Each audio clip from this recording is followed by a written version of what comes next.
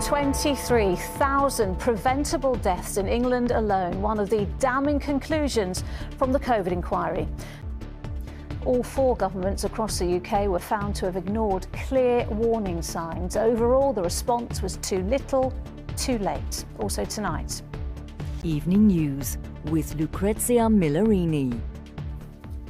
Good evening. Tens of thousands of lives would have been saved, suffering reduced and the economic impact of COVID lessened if the UK had been better prepared for the pandemic. That is the damning conclusion of the official report from the 4-year-long COVID inquiry, which was released this afternoon.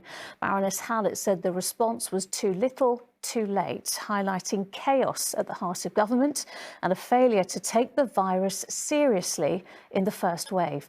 She said then Prime Minister Boris Johnson presided over a toxic culture in Number 10, was too optimistic early on, and his special advisor, Dominic Cummings, poisoned the atmosphere. Relatives of those who died welcomed the criticism of Johnson, but said it was devastating to think lives would have been saved under a different PM. Well, Baroness Hallett also criticised the response of other UK governments, saying they failed to appreciate the scale of the threat and the urgency to act. We'll have more from... Well, the failure to handle the pandemic was particularly devastating for care homes, where 20,000 people died in England in just 3 months in the first outbreak. It had a big impact on schools too, with today's report saying pupils suffered greatly from the lockdowns and childhood came to a halt for millions. And tens of thousands of businesses folded as a result of the lockdowns. Our correspondent Geraint Vincent heard the real-world impact of the decisions made during the pandemic. Reporters, some would like to see him make a comeback one day. What chance of that now? Well, there is plenty more to come on the ITV Evening News, including... Well, join me for those stories and more after the break. Hello and welcome back. The United States and Russia have drawn up a peace plan to end the war in Ukraine without Kyiv being consulted. It's thought to follow many of President Putin's long-term demands, including major territorial concessions from Ukraine, but it's not clear what, if anything, Russia will do in return. Our international editor... The former Metropolitan Police officer David Carrick, who is already in jail for multiple rapes, has been handed his 37th life sentence for sexual abuse dating back 35 years. Carrick... The UK's Health Security Agency is calling for people to get vaccinated against flu after an early spike in cases.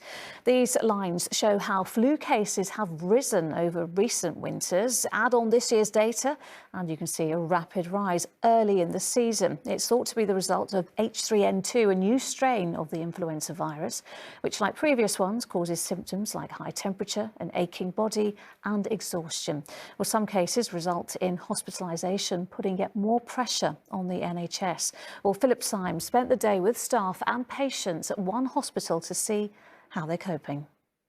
Winter is on the way and snow and ice have caused disruption to many parts of the UK, with roads blocked, schools closed and public transport hit by delays and cancellations.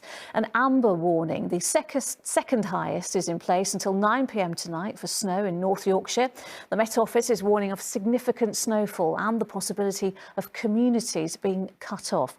There are also lesser yellow warnings for snow and ice across most of Scotland, the east of England, southwest England and Wales. Our correspondent Ben Chapman reports from Yorkshire on the impact of the cold snap. The full weather report later on in the programme. You're watching the ITV Evening News. It is just before 7 o'clock. Here's what's still ahead. Thanks, Joe. And finally, another royal honour for a certain bear from deepest, darkest Peru. Last night, Paddington met the Prince and Princess of Wales at the recording of the annual Royal Variety Performance. And as Layla Hayes reports, it's not the first time the nation's favourite bear has rubbed shoulders with royalty. Lucky them, that's it. Paul is here with the latest after I'm a Celebrity. But from me and all the Evening News team, bye-bye.